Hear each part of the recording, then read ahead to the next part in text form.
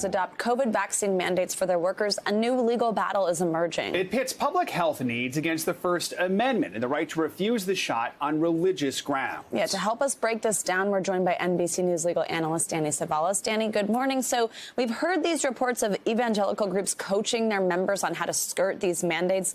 Now a suit has been filed on behalf of Maine healthcare workers, arguing the vaccine mandate violates their religious liberties. What are these groups saying?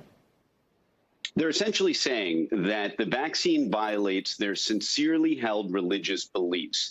And generally, these track two theories. One is under 1 Corinthians in the Bible, the notion that the body is a temple. Of course, the answer to that is, well, when was the last time you had another vaccine or a potato chip or a beer or a piece of beef jerky? If your body is a temple, then what exactly, how pure are the things that you're putting into it?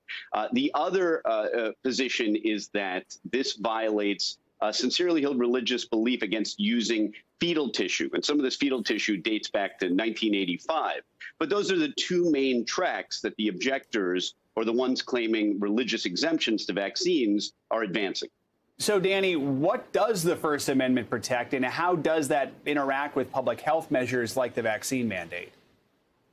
The First Amendment protections are so broad, they take up semesters of law school just on the protections contained in that one short amendment. However, we can whittle it down in this case to the notion of sincerely held religious beliefs. If a court ever reaches that issue, be warned that sincerely held religious beliefs can be very broad. They can be at odds with the main religion's tenets. But arguably, a court may never reach whether or not these folks sincerely believe that their religion prevents them from getting the shot, because the federal law prohibiting discrimination based on religious beliefs only requires a reasonable accommodation if it doesn't create an undue hardship on the employer. To use a silly example, imagine that my religion, I sincerely believe that working is a sin. Well, my employer is not required to accommodate that religious belief that I don't want to work. So there are limits, even to sincerely held religious beliefs. So, Danny, you mentioned that a court may never be able to really determine if this is this sincere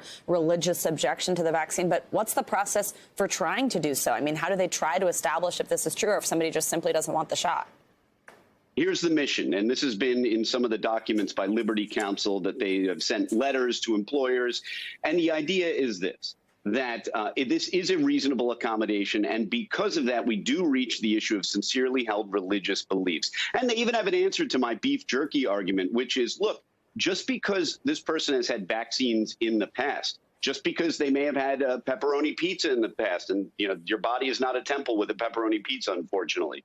That doesn't mean that the next day they can't wake up and start fresh and be born again and say, look, going forward, I will only take pure things into my body. Then, of course, that raises the factual issue of, well, what are they taking tomorrow? I mean, did they have a pizza tomorrow? Did they have a beer in 2 weeks? Did they smoke a cigarette? So that idea of starting fresh anew every day may not hold water either. There's a lot of questions here about what's pure food. Exactly. And and if you had it yesterday. Yeah. Pizza doesn't count, Danny? Are we sure? I hope it does. Yeah. There's healthy pizzas out there. Yeah, salad pizza. All right, Danny, thank you so much. Always good to have you.